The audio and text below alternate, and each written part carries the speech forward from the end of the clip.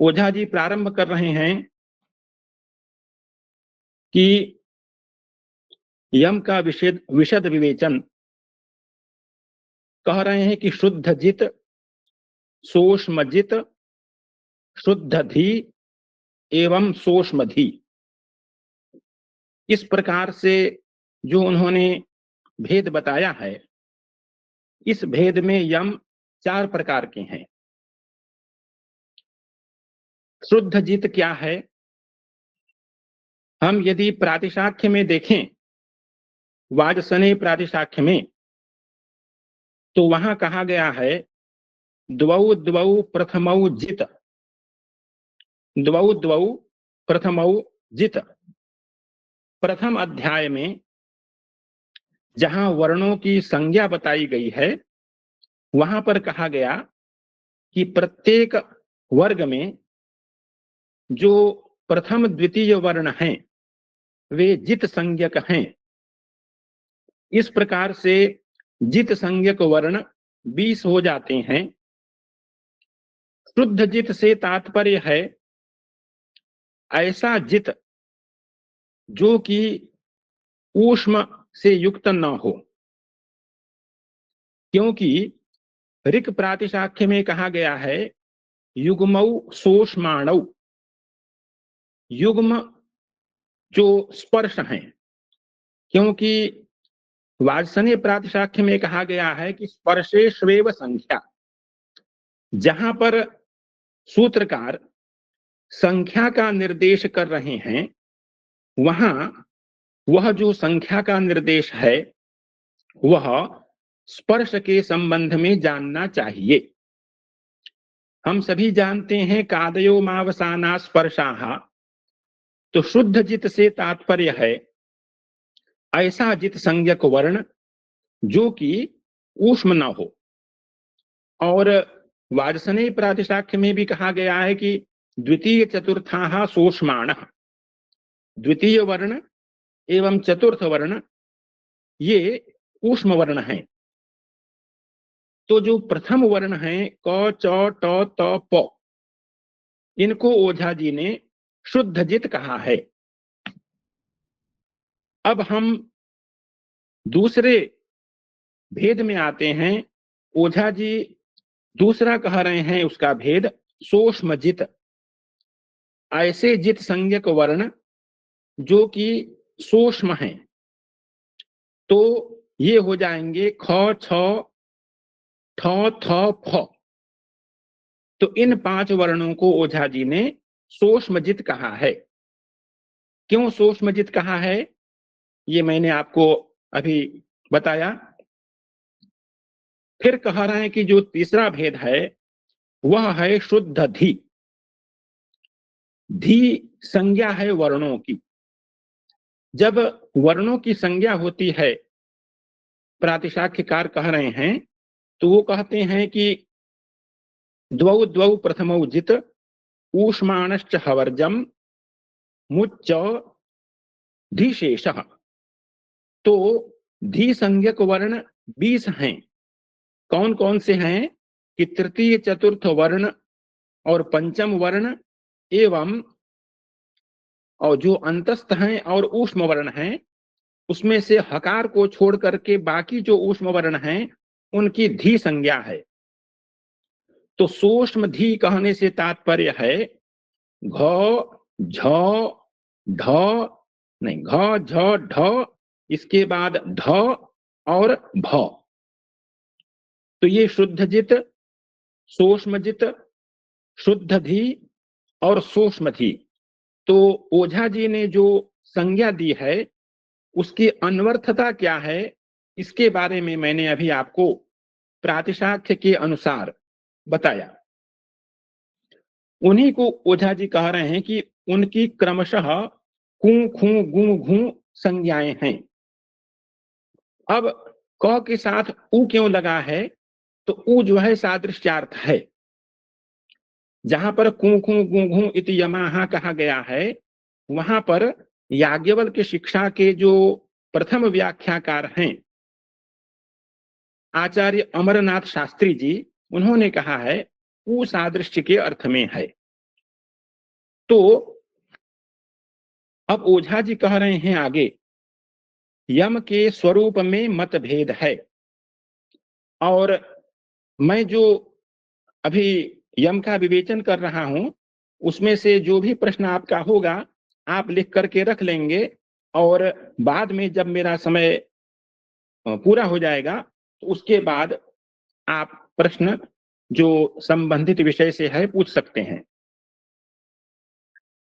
ओझा जी कह रहे हैं, एक वर्ण में पूर्व तथा पर अक्षरों के बलों की एक साथ संप्रसक्ति होने पर दोनों बलों के विरोध से वर्ण को द्वित्व हो जाता है।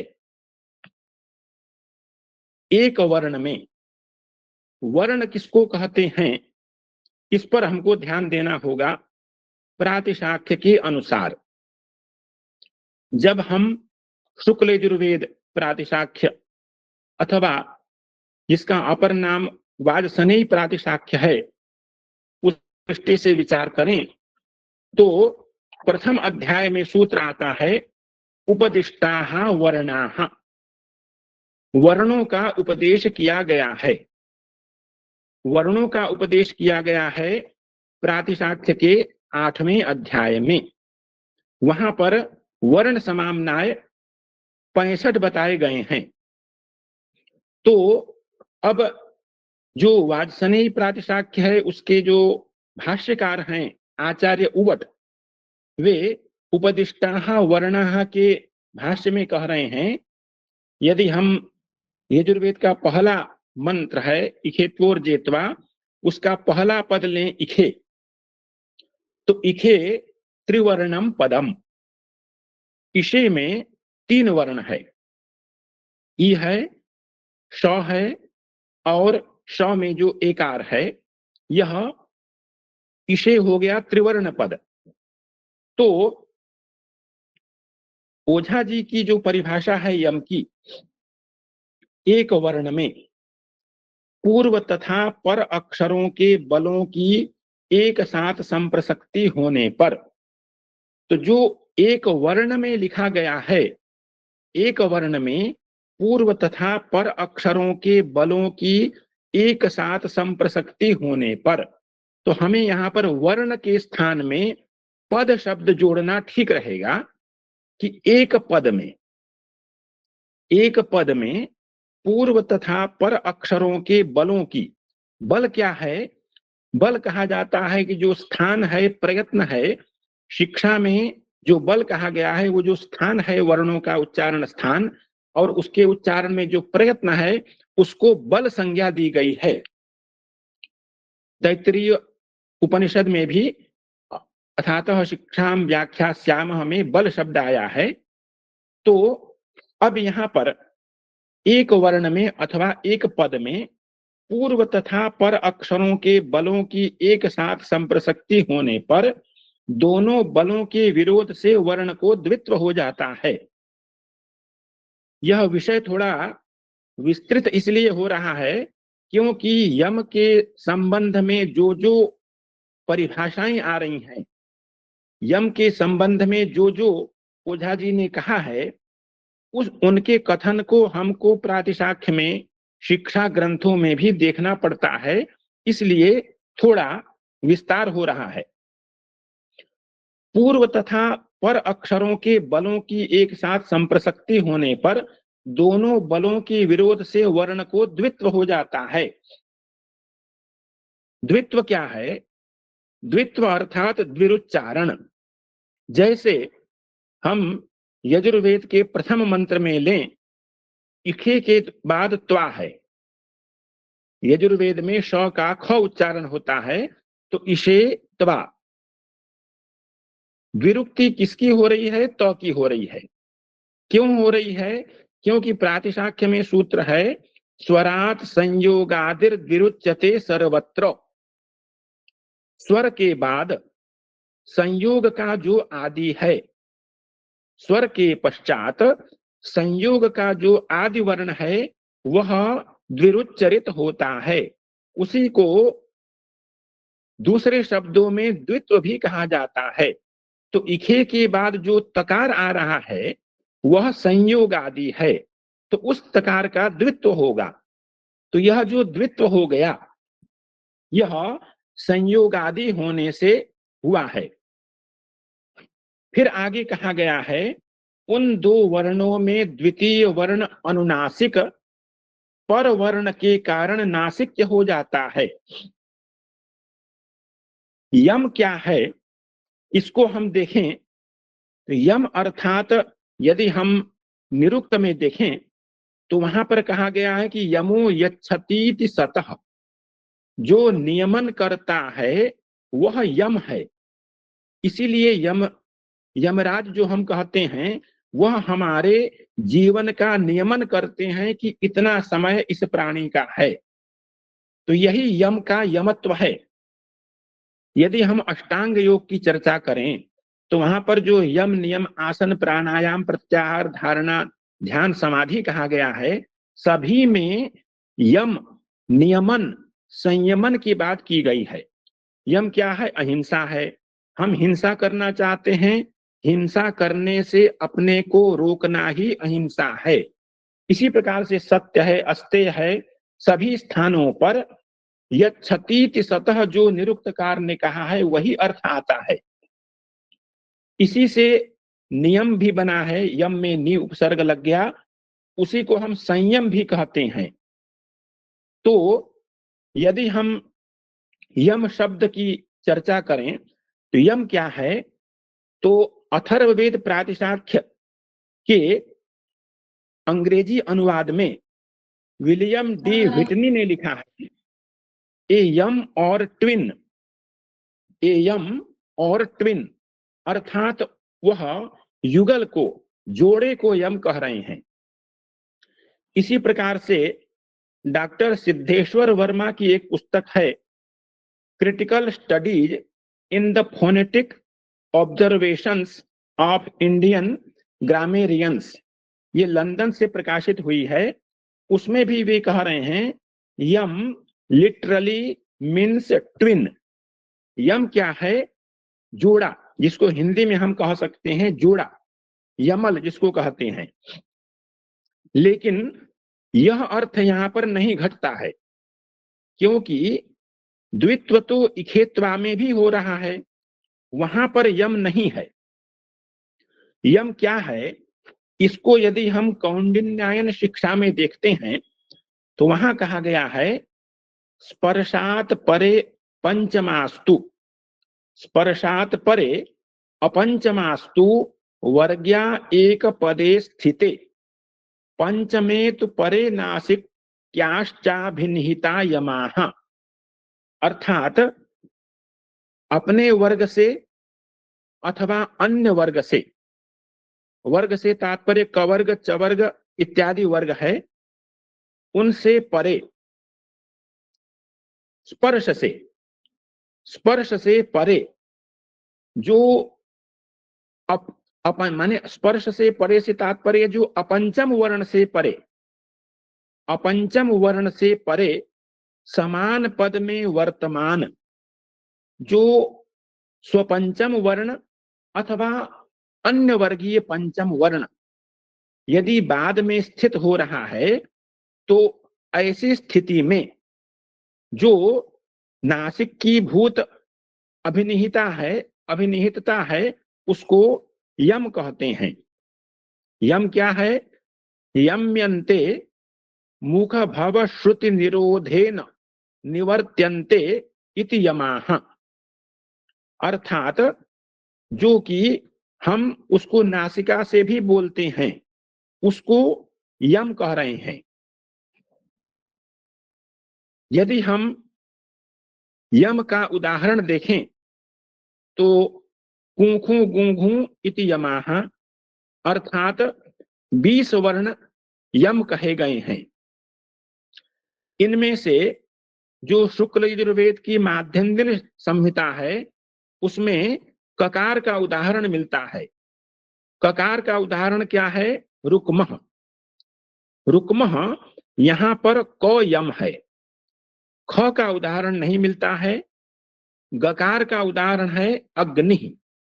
अग्नि में जो द्वितीय गकार है, जो कि स्वराट संयोगादिर विरुच्यते सर्वत्र, इस सूत्र से जो ग द्वित्व हो गया है वह द्वितीय गकार यम संज्ञक है। और घकार का उदाहरण है अग्न्याः। अग्न्याः अहंतव्याः गावः इत्यर्थः। अर्थात जो अग्न्याः है यह भी यम का उदाहरण है। घकार का उदाहरण मिलता है। चकार का उदाहरण है आतनच्मि। यहां पर जो द्वितीय चकार है वह यम है। इसके बाद छ का उदाहरण नहीं मिलता है यम का। जकार का उदाहरण है यज्ञपति, यज्ञपति, जयोर ज्ञ कहते हैं तो यज्ञपति जकार का उदाहरण हो गया। झकार का उदाहरण नहीं मिलता है। इसी प्रकार से ट, ठ, ड, ढ का भी उदाहरण नहीं मिलता है।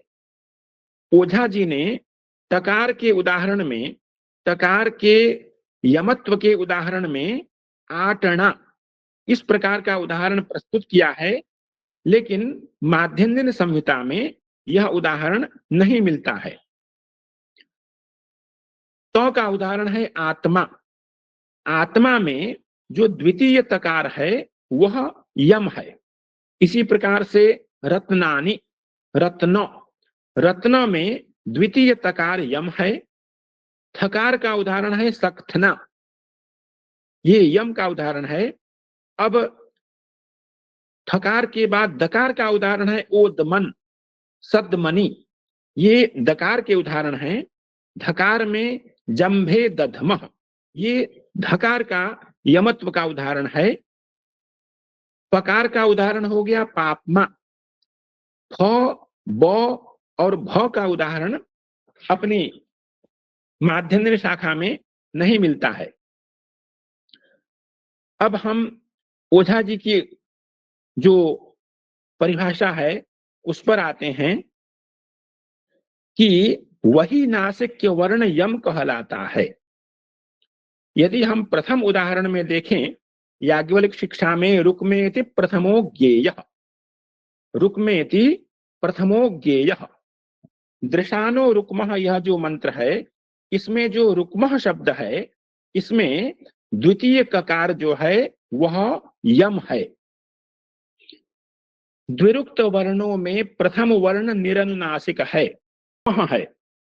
रुक्मः में हम देखते हैं कि द्वितीय ककार जो है वह यम है। क्यों है? ओझा जी कह रहे हैं द्विरुक्त वर्णों में प्रथम वर्ण निरनुनासिक है। रुक्मः में प्रथम जो क है वह निरनुनासिक है और जो द्वितीय वर्ण है वह सानुनासिक है। द्वितीय वर्ण अनुनासिक है। क्यों अनुनासिक है? तो ओझा जी कह रहे हैं कि पर वर्ण के कारण, अनुनासिक पर वर्ण के कारण वह द्वितीय वर्ण अर्थात यदि हम रुक्मः का उदाहरण लेते हैं तो ककार नासिक्य हो गया है। इन दोनों का भिन्न प्रयत्नों से ग्रहण होता है। दोनों, एक अनुनासिक नहीं है, दूसरा अनुनासिक है, इसलिए प्रयत्न की भिन्नता है। आगे ओझा जी कह रहे हैं कि अतः दोनों वर्णों में कुछ विच्छेद होता है। एक अनुनासिक नहीं है, दूसरा अनुनासिक है, तो वही विच्छेद है। और विच्छेद और यम एक वस्तु है। विच्छेद और यम एक वस्तु है, क्योंकि विच्छेदो यमः इति अनर्थांतरम, विच्छेदो यमः इति अनर्थांतरम, ये कहा गया है शुक्ल यजुर्वेद के प्रातिशाख्य में। क्योंकि ओझा जी की जब बात हम लेते हैं तो उसे अन्य ग्रंथों से भी, अन्य ग्रंथ अर्थात संबंधित ग्रंथ, संबंधित ग्रंथ क्या है? पथ्यास्वस्ति के तो प्रातिशाख्य हैं और शिक्षा है। तो हमें प्रातिशाख्यों की ओर भी जाना पड़ता है और शिक्षा ग्रंथों की ओर भी जाना पड़ता है। तो यहां कह रहे हैं इस द्विरुक्त वर्ण में पहले का स्पष्ट प्रयत्न है, क्योंकि वह निरनुनासिक है, और पर अनुनासिक पंचम वर्ण के प्रभाव के कारण उसमें नासिक्यता आ जाती है। पर अनुनासिक, पर अनुनासिक वर्ण क्या है? रुक्म में मकार है, मकार अनुनासिक है, तो उस वर्ण के प्रभाव से द्वितीय ककार में नासिक्यता आ जाती है। अतः उस नासिक्य द्वितीय वर्ण का संवृत प्रयत्न है। अब ये प्रयत्न कहां से कहा गया? तो ओझा जी कह रहे हैं, मांडू की शिक्षा का वचन उद्धृत कर रहे हैं कि वर्णानान्तु प्रयोगेषु करणं स्यात् चतुर्विधम् संवृतम विवृतं चैव स्पृष्टमस्पृष्टमेव च स्पर्शानां करणं स्पृष्टम। जो स्पर्श हैं उनका करण, करण अर्थात सक्रिय उच्चारण अवयव, स्पर्शानां करणं स्पृष्टम अंतस्थानाम अतोन्यथा यमानाम संवृतम प्राहुः विवृतं तो स्वरोष्मणाम। अब हमें यहाँ पर स्पर्श और यम के कर्ण की बात लेनी है। ओझा जी ने कहा स्पर्शों का कर्ण क्या है? स्पृष्ट है। कर्ण क्या है? सक्रिय उच्चारण अवयव, इसको कर्ण कहते हैं प्रातिशाख्य की भाषा में। यमानाम संवृतम प्राहुः, यम का क्या है कर्ण? कहा कि संवृत है। अब स्थान और कर्ण इन दोनों का विवेचन प्रातिशाख्य में है। जैसे हम मूर्धन्य वर्णों को लें तो कहते हैं षटौ मूर्धनी, श और टवर्ग इनका मूर्धा स्थान है, लेकिन इनका जो कर्ण क्या है? तो कहा कि इनका कर्ण है दंत, मूर्धन्याः प्रतिवेष्ट्याग्रम। मूर्धन्य वर्णों का जो उच्चारण होता है वह जिह्वा को प्रतिवेष्ट्य मोड़ करके होता है। इसी प्रकार से इचशेयास्तालौ तालुस्थाना मध्येन, जो तालुस्थानीय वर्ण हैं उनका कर्ण जिह्वा का मध्य भाग है। लृ लसिता दंते दंत्याः जिह्वाग्र कर्णाः, जो दंत्य वर्ण हैं उनका जो सक्रिय उच्चारण अवयव है जिसे हम कर्ण कहते हैं वह जिह्वा का अग्रभाग है। आगे ओझा जी कह रहे हैं कि यहाँ स्पष्ट रूप से यम वर्णों का संवृत प्रयत्न बतलाया गया है। इस पक्ष में यम वर्ण का आगम है, अतएव सशरीर है एवं पूर्व वर्ण के सदृश है। पूर्व वर्ण के सदृश है अर्थात क के सदृश है।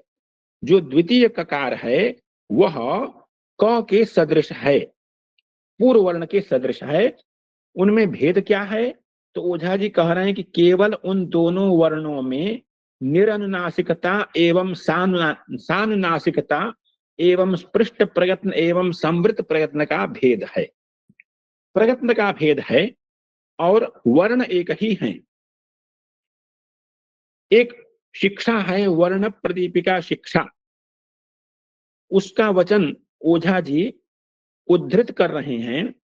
स्वरात संयोग पूर्वस्य द्वित्वात् जातो द्वितीयकः तस्यैव यम संज्ञा स्यात् पंचमैरन्वितो यदि।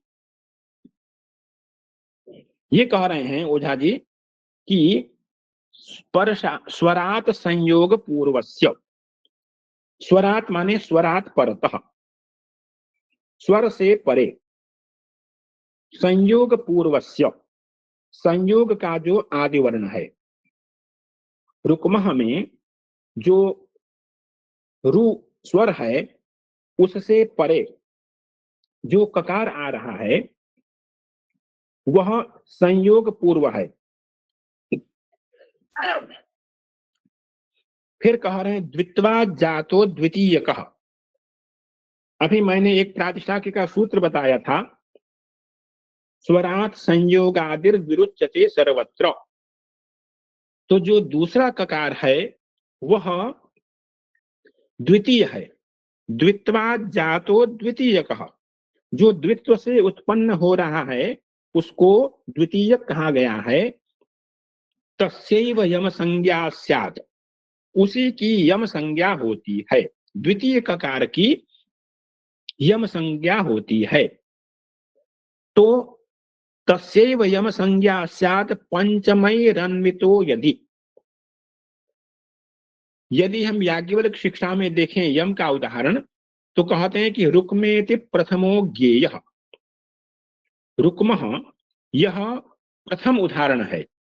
प्रथम से तात्पर्य है कि वर्गों में जो प्रथम वर्ण है उसका उदाहरण है। सक्थना इत्यपरो भवेत्, सक्थना में जो थकार है वह द्वितीय वर्ण का उदाहरण है। विद्माते तो तृतीयश्च, विद्माते यह तृतीय वर्ण का उदाहरण है। जंभे दधमः चतुर्थकः, दधमः यहाँ पर जो ध है वह यम है। यह चतुर्थ, यम के चतुर्थ प्रकार का उदाहरण है। इसको ओझा जी ने सूक्ष्मधी कहा है। जो चतुर्थ प्रकार है उसे ओझा जी सूक्ष्मधी कह रहे हैं। अब इसकी व्याख्या में ओझा जी कह रहे हैं, इस कारिका के द्वारा पंचम अक्षर के परे होने पर उसके साथ संयुक्त पूर्व वर्ण के द्वित्व से उत्पन्न तत्समान द्वितीय वर्ण को ही यम बतलाया है। पंचम अक्षर परे कहाँ है? यदि रुक्मा में देखें तो म है, उसके साथ संयुक्त पूर्व वर्ण से, पूर्व वर्ण के द्वित्व से उत्पन्न द्वितीय वर्ण अर्थात ककार, वह यम है। दूसरे सूत्र का उदाहरण दे रहे हैं ओझा जी, अनंत्यांत्य संयोगे मध्य यमः। अनंत्य जो अंतिम वर्ण नहीं है, अर्थात प्रारंभ के 20 वर्ण, उनका यदि अंत्य के साथ संयोग होता है, अंतिम 5 वर्णों के साथ संयोग होता है, तो वहां पर मध्य में यम होता है। इस औदब्रजी सूत्र का उदाहरण देकर के ओझा जी ने ये बताया है कि जो दूसरा वर्ण आ रहा है वह यम है। आगे ओझा जी कह रहे हैं कि ये यम संख्या में 20 हैं, जैसा मैंने अभी आपको बताया। क्योंकि प्रत्येक वर्ग के आदि के चारों वर्णों में पंचम वर्ण के परे होने पर द्वित्व के कारण उत्पन्न द्वितीय वर्ण यम कहलाते हैं। पहला वर्ण यम नहीं होगा, दूसरा वर्ण जो है वह यम होगा। तथापि शुद्धजित्व, सूक्ष्मजित्व, शुद्धधित्व एवं सूक्ष्मधित्व, जिसकी मैंने अभी आपको चर्चा की। शुद्धजित क्या है? वर्ग का प्रथम वर्ण, और जिसकी जित संज्ञा है। सूक्ष्मजित क्या है? जो कि ऊष्म है और जित भी है, अर्थात द्वितीय। शुद्ध धी जो कि धी संज्ञक है और ऊष्म नहीं है। सूक्ष्म धी क्या है? जो ऊष्म है और धी है। तो इस प्रकार से इन धर्मों के प्रत्येक वर्ग के चारों यम वर्णों में समान रूप से रहने के कारण इन 4 धर्मों के कारण यम 4 ही माने जाते हैं। जो याज्ञवल्क्य शिक्षा में कु खु गु घु इति यमाः इस प्रकार से 4 यम बताए गए हैं, उनकी स्पष्टता यहाँ ओझा जी कर रहे हैं। अब कह रहे हैं आगे ओझा जी, दूसरा मत यह है कि 2 पदों के मध्य में अर्धमात्रा कालिक यति विच्छेद होता है, जिसे विवृत्ति भी कहते हैं। 2 पदों के मध्य में, और जो यम क्या है? यम एक पद में होता है। यम 2 पदों के मध्य में उत्पन्न नहीं होता है, एक पद में ही उत्पन्न होता है। जैसे रुक्मः, सक्थना, विद्मा और दधमः, जो याज्ञवल्क्य शिक्षा में बताया गया है, तो ये जो यम हैं ये एक पद में होते हैं, लेकिन दो पदों के मध्य में जो अर्धमात्रा कालिक यति विच्छेद होता है, जिसे विवृत्ति भी कहते हैं। विवृत्ति क्या है? विवृत्ति का लक्षण दिया गया है याज्ञवल्क्य शिक्षा में, द्वयोस्तु स्वरयोर मध्ये संधिर यत्र न दृश्यते विवृत्तिस्तत्र विज्ञेयः य ईशेति निदर्शनम। दो स्वरों के बीच में जहां पर संधि नहीं होती है वहां पर विवृत्ति होगी। तो विवृत्ति दो स्वरों के मध्य में होती है, और यति, यति तो रुकने को कहते हैं। जैसे ओझा जी ने उदाहरण दिया है, दश राम शराहा, यहाँ पर दश के बाद तथा राम के 10 पद का उच्चारण करने के पश्चात राम का उच्चारण करने के पूर्व कुछ समय रुकना पड़ता है, वह यति है। इस यति से अर्थभेद भी हो जाता है। जैसे एक वाक्य है, रोको मत जाने दो। अब यहां पर रोको के बाद विराम लगाएंगे तो रोकने का अर्थ आ जाएगा। यदि मत के बाद लगाएंगे अर्थात रोको मत जाने दो, दो अर्थ हो गया। तो यह विराम से वहां पर अर्थभेद हो रहा है। तो यति, विवृत्ति और यम, ये तीनों पृथक पृथक वस्तु हैं। यति विराम को कहते हैं, विवृत्ति जो दो स्वरों के मध्य में अंतराल है उसको विवृत्ति कहते हैं, और यम एक पद में होता है। तो इनमें अंतर है। आगे ओझा जी ने दूसरा उदाहरण दिया है, सदासः आयाति, सह दासः आयाति, अथवा सदासः दास सहित आयाति, अथवा सदासः आयाति, वह सर्वदा आता है। तो इस प्रकार से यति से अर्थभेद होता है। इन दोनों अर्थों में भेद में कारण यति ही है। इसी प्रकार से ओझा जी ने जो उदाहरण दिया है, का काली का मधुरा का शीतल वाहिनी गंगा कम समझखान कृष्ण कम बलवंतम न बाधते शीतम। अब ये मैं समझता हूं सरल ही है, क्योंकि इसका स्पष्टीकरण हिंदी में दिया है कि कम समझखान कृष्ण अथवा कम समझखान कृष्ण, विराम करने से अर्थ में भेद आ जाता है। काशी तल वाहिनी गंगा अथवा काशी तल वाहिनी गंगा, इसमें भी जो यति है उससे अर्थ में भेद आता है। दूसरा उदाहरण दिया है, काग दही की आस में बैठे निपट उदास काग दही पाए बिना मिटे न मन की प्यास। यह भी मैं समझता हूं स्पष्ट ही है, कोई इसमें विचिकित्सा नहीं होनी चाहिए, क्योंकि उसको ओझा जी ने स्वयं स्पष्ट कर दिया है। अगला उदाहरण दे रहे हैं ओझा जी, सक्रतुः। सक्रतुः इस शब्द में ककार के पूर्व विरति होने पर सक्रतुः ऐसा उच्चारण होता है। ककार के पूर्व विरति होने पर सक्रतुः ऐसा उच्चारण होता है। यह मंत्र ऋग्वेद के 10वें मंडल में है, इमा ब्रह्मेंद्र तुभ्यम शंसिदा नृभ्यो।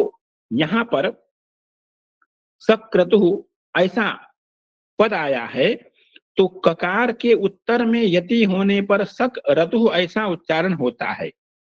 लेकिन जब हम सामासिक पदों का विच्छेद करते हैं, जैसे सहस्र शीर्षा पुरुषः जो बड़ा प्रचलित मंत्र है, तो वहां पर सहस्र शीर्षा यह सामासिक पद है, तो वहां पर जो अवग्रह होगा वह सहस्र के बाद ही होगा। ऐसा नहीं कि 100 के बाद अवग्रह हो जाए अथवा ह के बाद अवग्रह हो जाए। जब भी अवग्रह होगा तो सहस्र के बाद ही होगा, क्योंकि उसी से अर्थ स्पष्ट होता है। जिसके 1000 शिर हैं वह सहस्र शीर्षा है।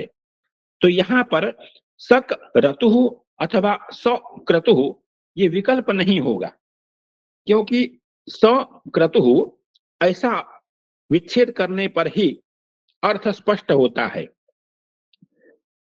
आगे ओझा जी ने दूसरा उदाहरण दिया है नक्तम। नक्तम में क्या है कि एक ही पद में होने से, पद विरति के न होने से, दो अक्षरों के मध्य ही विरति होने से, भिन्न स्थानों में विरति होने के कारण तीन प्रकार का उच्चारण होता है। नक तम, नक तम, नक तम।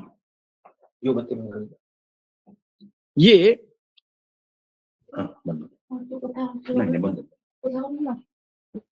तो इस प्रकार से तीन विरति का उदाहरण ओझा जी ने दिया है।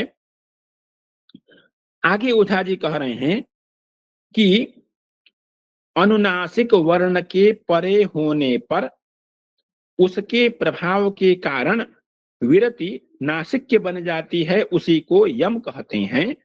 इस पक्ष में विरति या अर्धमात्रा कालिक विच्छेद का नाम यति है। यति श्लोकों में होती है, श्लोकों में यति होती है, और यम, यम तो वेद का धर्म है। इन दोनों में अंतर है।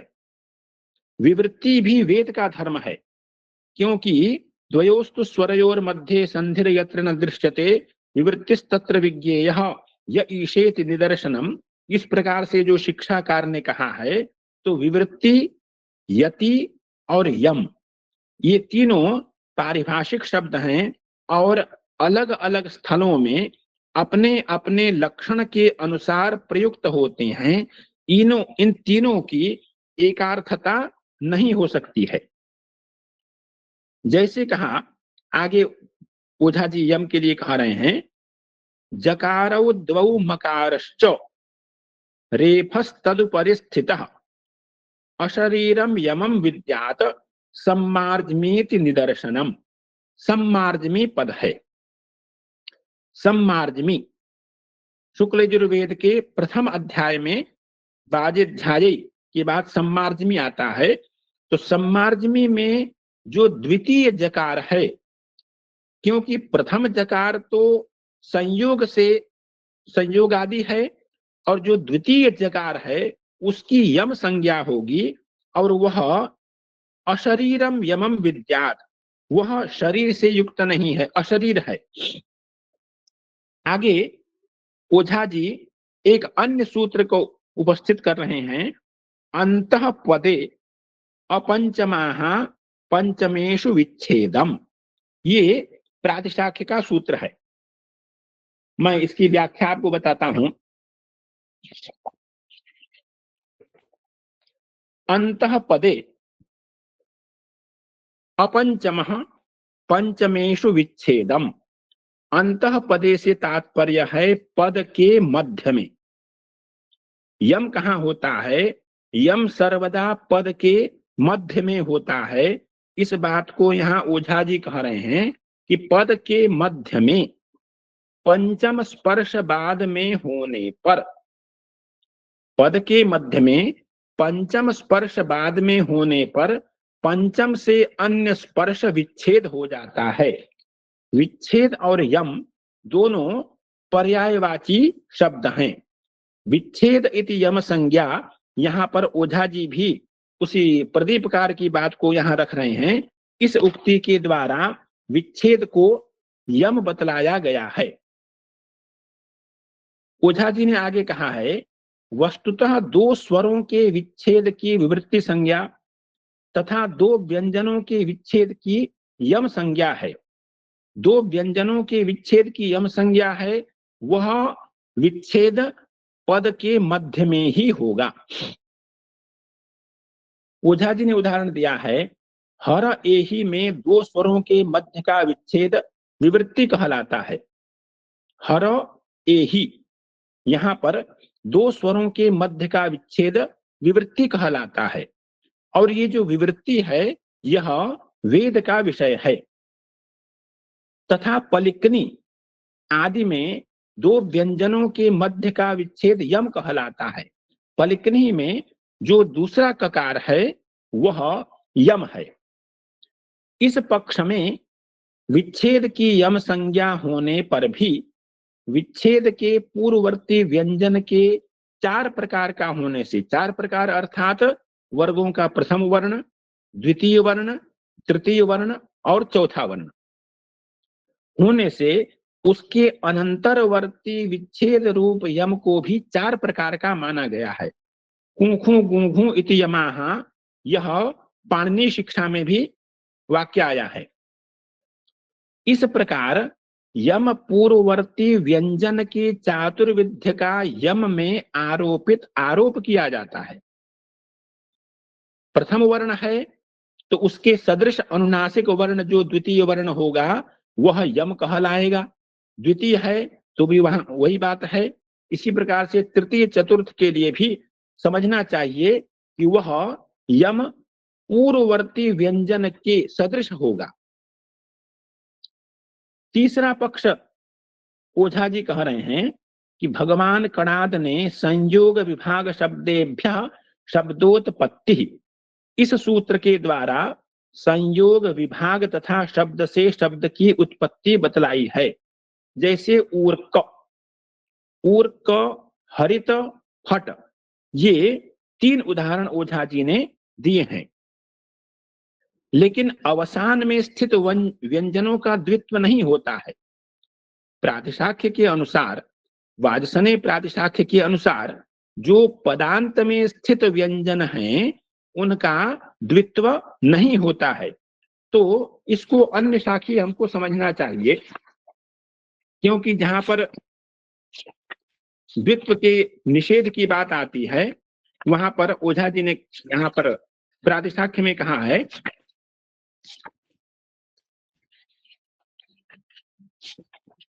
अवसितंच, सूत्र है अवसितंच, माने अवसान में स्थित व्यंजन भी द्वित्व को प्राप्त नहीं होता है। तो ऊर्क में ककार का द्वित्व नहीं होगा। जब द्वित्व नहीं होगा तो हम वहां पर यम की कल्पना नहीं करेंगे। तो आगे कहा है कि ऊर्क, हरित, फट इत्यादि में पदांत के ककार, तकार, टकारों में प्रथम ककार आदि स्थान कर्ण संयोग जन्य हैं तथा द्वितीय ककार आदि वेग से स्थान कर्ण का विभाग होने से उत्पन्न होते हैं, अतः विभागज हैं। लेकिन प्रातिशाख्य के अनुसार वहां द्वित्व नहीं होगा तो उसको हम विभागज भी नहीं कह सकते हैं। यद्यपि स्थान कर्ण संयोग का शनै ही उपराम होने पर अर्थात विभाग होने पर कोई भी वर्ण उत्पन्न नहीं होता, किंतु वेग के साथ स्थान कर्ण का विभाग होने पर जिस प्रकार वेग पूर्वक स्थान कर्ण के संयोग से शब्द उत्पन्न होता है उसी प्रकार विभाग से भी शब्द उत्पन्न होता है। तो यहां पर आशय हुआ, उदाहरण दे रहे हैं कि पद विराम रूप पदांत में संयोगज एवं विभागज दोनों प्रकार के शब्द उत्पन्न होती हैं और ये उत्पत्ति प्रातिशाख्य के अनुसार नहीं हो पाती है। आगे कहा गया है कि सूक्ष्म वर्ण वर्गों के द्वितीय चतुर्थ, क्योंकि युग्मौ सूक्ष्माणु कहा गया है, द्वितीय चतुर्थाः सूक्ष्माणः कहा गया है, तो द्वितीय चतुर्थ वर्ण रेप तथा हकार को छोड़कर शेष वर्णों में द्वित्व का यही कारण है। यह विभागज वर्ण ही अनुनासिक वर्ण होने पर उसके प्रभाव से नासिक्यता को प्राप्त करके यम कहलाता है। किसके प्रभाव से? पूर्व वर्ण के प्रभाव से। पूर्व वर्ण जो है वह परवर्ण के पूर्व वर्ण परवर्ण के प्रभाव से नासिक्य हो जाता है, वही यम है। जैसे उदाहरण दिया ओझा जी ने, सक्थना इत्यादि में ककार के आगे थकार पर विरति होती है, इसको हम यम समझें। थकार जो है यम है। यह थकार संयोगज व विभागज दोनों प्रकार का है। इनमें विभागज थकार अनुनासिक न के पूर्व होने से यम कहलाता है। न के पहले है, न के पहले क्या है? सक्थना में थकार है, वह पंचम से पूर्व होने के कारण यम कहलाया है। यहां पर ककार को द्वित्व नहीं होता है। ककार को द्वित्व क्यों नहीं होता है? ओझा जी ने कहा है द्वित्व नहीं होता है, तो इसका कारण है कि यमे च प्रातिशाख्य में आया है, यम वर्ण पर में होने पर पूर्व वर्ण द्वित्व नहीं होता।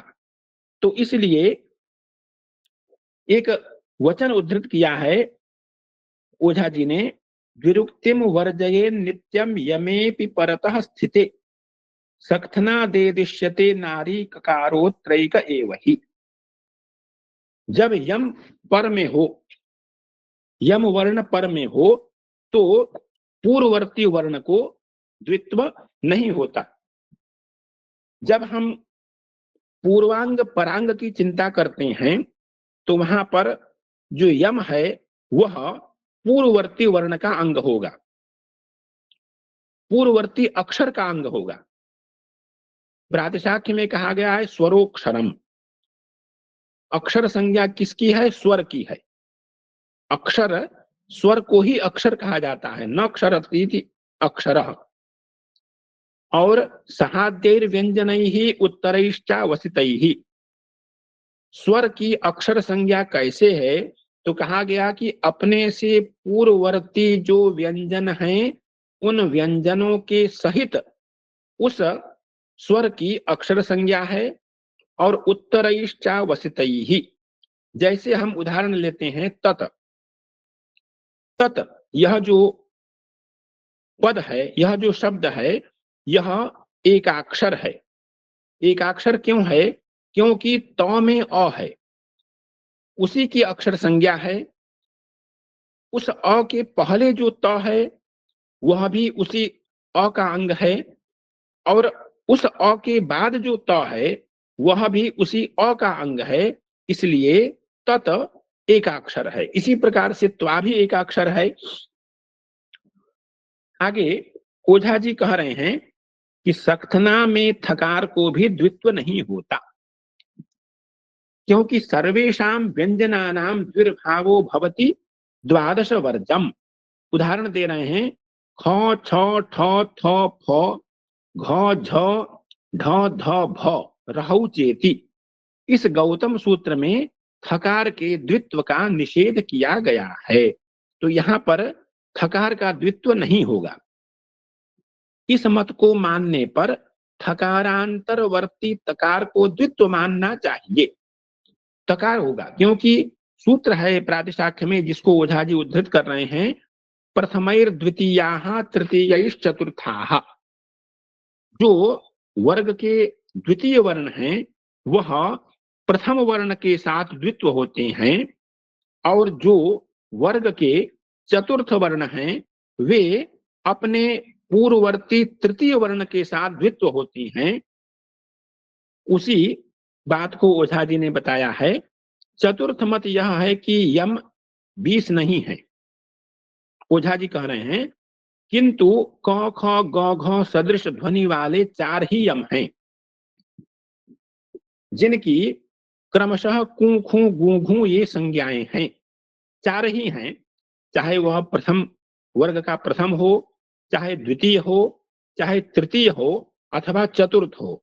इस प्रकार से दोनों में संगति करनी चाहिए कि यदि यम का हम विस्तृत भेद करेंगे तो यम 20 हो जाएंगे, यदि यम का कुछ संक्षिप्त भेद करेंगे तो यम 4 हो जाएंगे। तो इसलिए दोनों की संगति हमको बैठानी होगी कि कुंखु गुंघु इति यमाः, चत्वारः यमाः, और 20 वर्ण उनका जो विस्तृत विभाजन है उसमें यम 20 हो जाएंगे। तो इस प्रकार से यम के संबंध में मैं जो मेरे लिए निर्धारित समय था उसमें मैं इतना ही बता पाया, क्योंकि ये थोड़ा विशाल विषय है यम का, और इसको प्रत्येक यम के पक्ष को लेने में हमको प्रातिशाख्य, शिक्षा कि तत्तद वचनों का वहां एकीकरण करना पड़ता है, दोनों में एक वाक्यता स्थापित करनी पड़ती है, तभी हम इसको थोड़ा विस्तृत विवेचन कर पाते हैं।